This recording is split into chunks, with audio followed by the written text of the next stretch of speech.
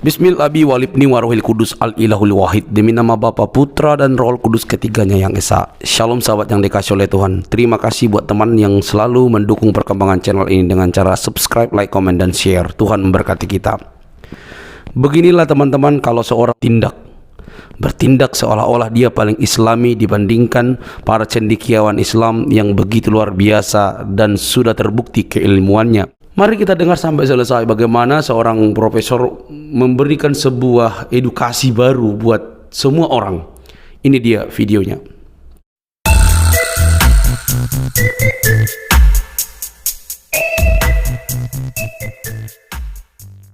Jitnya Pertamina, tapi tiap hari mengkritik pemerintah di situ, Pak. Tiap 5 waktu mengkritik pemerintah di situ. Padahal itu punyanya Pertamina, karena BUMN ini kan juga sudah disusupi. Kemarin kan sudah terbukti kereta api itu kan. Di Telkom kita sudah disusupi. Telkom, kemudian di Pertamina. Penggunaan atau penyalahgunaan tempat-tempat ibadah yang digunakan untuk penyebaran paham radikalisme. Kami sudah melakukan studi banding kepada beberapa negara, kepada tetangga kita di sebelah, Singapura dengan Malaysia. Seluruh tempat ibadahnya itu terkontrol, under kontrol pemerintah. Siapa yang bisa berbicara dan apa kontennya. Semua masjid, tempat ibadah, petugas di dalam yang memberikan tausiah, memberikan khotbah, memberikan materi, termasuk kontennya di bawah kontrol pemerintah. Mengontrol isi daripada konten, supaya tempat-tempat ibadah kita ini tidak dijadikan alat untuk menyebarkan ajaran-ajaran kekerasan, ajaran-ajaran kebencian, menghujat golongan pimpinan, bahkan menghujat pemerintah. Majelis Ulama Indonesia menyesalkan adanya usulan dan gagasan yang disampaikan oleh Kepala BNPT agar rumah-rumah ibadah yang ada, apakah itu milik umat Islam, itu harus dikontrol oleh pemerintah. Bahwa ketika ditanya berkenaan dengan bagaimana masjid ini biar lebih tertib dan tidak melakukan kritik bahkan mungkin radikalisme, nah kalau saya sampaikan bahwa pemerintah tidak bisa dan tidak boleh untuk mengontrol rumah ibadah. Kalau bicara kontrol, saya pikir siapapun tidak setuju. Kami menentang keras. Sampai negara yang bukan kewenangannya di bidang keagamaan menentukan kebenaran agama itu bukan kewenangan negara. Itu tidak bisa disamakan dengan Malaysia, dengan Brunei, dengan Arab Saudi, nggak bisa disamakan. Malah agama, nilai-nilainya yang mengontrol pemerintah, jangan dibalik.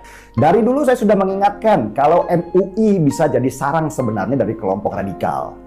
MUI dengan segala kelebihannya adalah rumah terbaik bagi kelompok radikal untuk menguasai dan mengkapitalisasi umat muslim di Indonesia.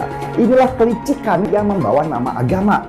Setiap tahun ada saja kontroversi yang mereka keluarkan yang tidak membawa kesejukan dalam bernegara.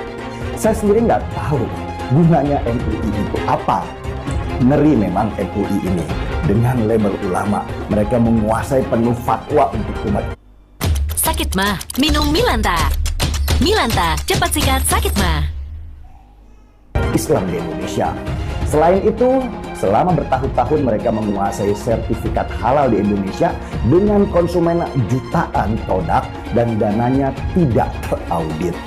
Halo para elit MUI, jangan kira kalian bisa berlindung di balik label ulama. MUI pada dasarnya adalah sebuah LSM. Walaupun tidak memiliki otoritas yang resmi, sayangnya MUI kelihatan abai dalam hal menjaga keharmonisan hubungan antar umat atau antar aliran. Sering terdengar berbagai bentuk penolakan dan kekerasan dilakukan terhadap hak beribadah umat Kristen. Walaupun bukan sebuah lembaga negara atau otoritas resmi, MUI ini adalah lembaga yang didengar pendapatnya oleh umat Islam. Karena itu, salah satu pihak yang seharusnya berperan untuk menghentikan aksi-aksi semacam ini adalah MUI. Tantangan terbesar yang harus dihadapi MUI saat ini adalah kelompok-kelompok yang tidak toleran atau bahkan kelompok-kelompok radikal. Saya lihat perhatian sikap MUI ini semua, setiap ada membuat fatwa itu yang tidak menyenangkan, yang ingin buat gaduh. Sepertinya Anda nih bermusuhan sekali dengan yang namanya non-muslim.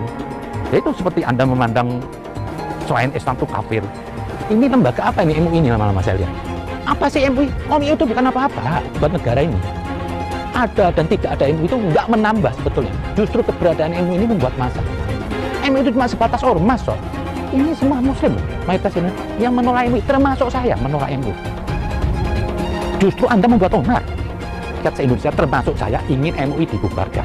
Jadi lebih bagus bubarkan MUI, bubarkan MUI. Cukup ada Departemen Agama. Sumbernya atau dalang dibalik pelarangan pendirian rumah ibadah adalah MUI. MUI membuat surat yang mana melarang sebenarnya pendirian ibadah ini. Desakan pembubaran Majelis Ulama Indonesia bergema di media sosial. Kan baru aja kemarin kita dengar nih ya statement dari Wakil Ketua MUI Anwar Abbas yang meminta Densus 88 dibubarkan. Ternyata maksud permintaan Densus 88 dibubarin itu ini toh untuk melindungi para gerombolan garis keras agar gak ditangkap seperti sekarang. Dari mana sih kader-kader radikal ini? Kalau kita perhatikan ya, forum-forum dakwah kita sering diisi oleh ustadz-ustadz berpandangan intoleran. Dikit-dikit benci sama agama lain. Oleh sebab itu masyarakat minta MUI dibubarin. Sebetulnya sih MUI perlu juga audit keuangan karena itu lembaga yang menggunakan dana negara. Jangan sampai organisasi yang dibiayai dari uang pajak kita, dari APBN, menjadi inang baru tempat bergabungnya para gerombolan pengasong agama. Jadi jangan kaget jika desakan agar MUI dibubarkan langsung digemakan netizen. Saya minta kepada ustadz-ustadz seperti Abdul Somad, tolong hentikan membuat fatwa-fatwa yang justru memancing orang untuk ingin membinasakan orang lain. Anda kalau memang betul-betul menjadi ustadz, ajarkan kesejukan kepada umat. Jangan giring umat kepada aksi-aksi untuk melakukan kekerasan atas nama agama. Saya minta hentikan semua ini sebelum Anda sendiri kemudian menyesal karena Islam ini akan terpuruk karena fatwa-fatwa yang Anda keluarkan itu. Mohon hentikan itu kalau Anda memang mengaku sebagai seorang pendakwah Islam. Ustadz Kondang Abdul Somad menyatakan hukumnya kepala daerah mengizinkan umat beragama lain mendirikan rumah ibadah seumpama kelenteng atau gereja dan lain sebagainya. Lantas kemudian dia menyatakan ini dosa jariah. Lalu kemudian mengutip sabda Nabi Sallallahu Alaihi Wasallam. Ustaz Abdul Somad malah menjadi pelopor intoleransi. Seandainya ada kepala daerah atau pejabat publik yang terinspirasi oleh fatwanya lalu bersikap intoleran kepada rakyatnya yang tidak beragama muslim atau non muslim yang hendak mendirikan rumah ibadah, bisa jadi ini jadi dosa jariah. Hati-hati dengan itu semua. Semestinya Ustadz Abdul Somad minta maaf sajalah. Bagaimana dalam agama Islam seorang muslim karena jabatannya dia memberi izin berdirinya rumah ibadah seperti kelenteng, gereja, dia dapat dosa jariah, mengalir terus sampai hari kiamat. Setiap berbunyi teng teng bisa dibelangkung malaikat, teng kelompang, teng kelompang, teng kelompang, teng kelompang. Rasakanlah itu, rasakan. Abdul Somad dan dari MUI juga memandang ini bukan penistaan agama, ya. Singgung, apakah perlu saya minta maaf? Udah ya. Nah, ajaran saya. Ustadz Abdul Somad, kalau mau diperkarain, perkarain. Kalau mau dilaporin, laporin. Kita ngomong begitu sah-sah saja, nggak ada salahnya. Oh, nggak yang bilang kok. Pancasila Soekarno, ketuhanan ada di pantat. Anak Tuhan dari mana? Kalau Yesus anak Tuhan, bidangnya siapa? Besok di seluruh wilayah Indonesia kami katakan Karena di salib itu ada jin kafir. Karena di salib itu ada jin kafir. Karena di salib itu ada jin kafir. Haleluya. Kepalanya ke kiri apa ke kanan? Kepalanya ke kiri apa ke kanan? Kita percaya salib itu lambang mulia, bukan jin. Kok ketawa? Aku nggak nyindir siapa. Pagi ini kita lagi ngopi sama ngeteh di sebuah kafe, namanya Taman Ngopi di Binjai, tapi rasanya mirip kafe di Polres ya Ina. Soalnya banyak polisi di belakang. Jadi ceritanya selama beberapa bulan ini ya Pak Rudi ini warga, umat yang bersama dengan umat-umat lainnya melakukan ibadah doa dengan menyewa ruangan di atas kafe. Tapi ternyata ibadahnya itu yang harusnya mencari kedamaian, hati tentram, tenang, ternyata harus selalu dikawal polisi kayak begini karena sewaktu-waktu bisa didatangi, diintimidasi oleh warga yang tidak suka ada orang yang beribadah di sini dan menuntut harus ada izin untuk beribadah. Begitu ya Pak Rudi? Harus ada izin untuk melakukan satu ibadah walaupun di kafe ya kita bilang ya. Setahu saya setelah warga Indonesia kan kebebasan beribadah itu ada di dalam undang-undang konstitusi. Dan juga setahu saya kafe apabila menyewakan lantai ruang atasnya untuk orang melakukan event apapun itu tidak perlu meminta izin, bebas melakukan segala event yang apakah itu ibadah. Dan secara pribadi saya bersama teman saya juga adalah pemilik kafe di sini juga nggak bisa melarang orang yang menyewa saya, Pak nggak boleh ibadah ya, nggak bisa. Jadi saya tidak ada hak untuk melarang orang untuk melakukan ibadah.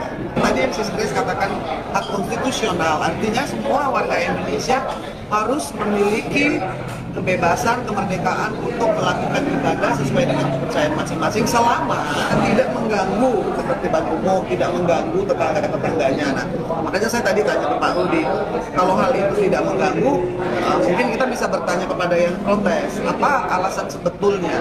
Karena kalau dia tidak bisa mengatakan alasan yang sebetulnya, maka itu menjadi, kalau soal suka tidak suka, itu kita tidak bisa, karena kan kita hidup bernegara, kita baca Pancasila sama-sama, yuk selama kita menyembah Tuhan maka kita melakukan sila yang pertama. Karena kalau seperti ini, saya bukan hanya kasihan terhadap Pak Rudi, tetapi juga kepada umat-umat beragama yang lain yang mungkin mengalami hal yang sama. Nah, tadi waktu ngobrol ternyata ini kan kalau untuk nyewa ruangan atau ruang serbaguna atau ruangan di hotel misalnya tidak perlu izin gitu ya, kecuali mau membangun rumah ibadah. Tapi tetap katanya Pak Rudi ini ngurus karena minta oleh mereka yang keberatan itu. Jadi sudah dia urus juga sih. Semacam apa izin sementara begitu ya Pak Rudi. Jadi ini bisa saya pikir berarti Pak Rudi extra miles, you are going extra miles. Padahal Pak Menteri Agama kita keren, Gus Yakut keren. Pasti beliau akan mendukung sekali setiap dan warga negara bisa beribadah menurut agama dan kepercayaan masing-masing. Coba kita bawa ini ya ke Menteri Agama, ke Gus Yakut, bahwa ada peristiwa seperti ini di Binjai, Kementerian Agamanya di dinas sudah memberikan rekomendasi tapi dicabut lagi. Sebenarnya dari ngobrol hari ini kita cuma ingin mengingatkan kembali bahwa hak untuk beribadah itu adalah hak yang dijamin oleh konstitusi kita, hak yang melekat kepada setiap warga negara tanpa perlu membayar, tanpa perlu minta izin, karena ini adalah hak dasar setiap. Teman-teman, sebelum kita berkata-kata, sebelum kita mengekspresikan keyakinan kita, pelajari sungguh-sungguh supaya tidak kelihatan tidak tahu apa-apa. Itu aja sih sebenarnya. Jadi teman-teman bolehlah belajar mencari sumber yang terpercaya untuk mempelajari sesuatu yang menambah wawasan kita. Jangan karena seseorang itu lebih berani berteriak lalu kita lebih dengar dia. Padahal belum tentu teriakannya itu bermanfaat atau punya isi. Bisa saja itu kayak apa namanya ya, meriam ya, besar suaranya tapi tidak ada isinya, meriam bambu seperti itu. Jadi perlu orang berbicara tidak usah menggebu-gebu tapi isinya ada, begitu ya. Jadi teman-teman mari cerdaslah mencari ilmu dengan sebanyak mungkin, karena ketika orang sudah terisi pikirannya maka dia tidak sembarangan berkata-kata dan juga seperti yang dilakukan oleh malam inilah ya. Jadi mari cerdas, tidak usah kepanasan, kita hanya sedang mencari informasi dan menambah wawasan kita. Sampai di sini video saya. Jangan lupa mendukung saya dengan cara subscribe, like, komen, dan share. Kasih Kristus yang menyelamatkan kami, menyelamatkan umat berdosa, mengasihimu juga. Jangan lupa untuk mendukung dengan cara subscribe, like, komen, share. Sampai ketemu di video selanjutnya. Bye-bye.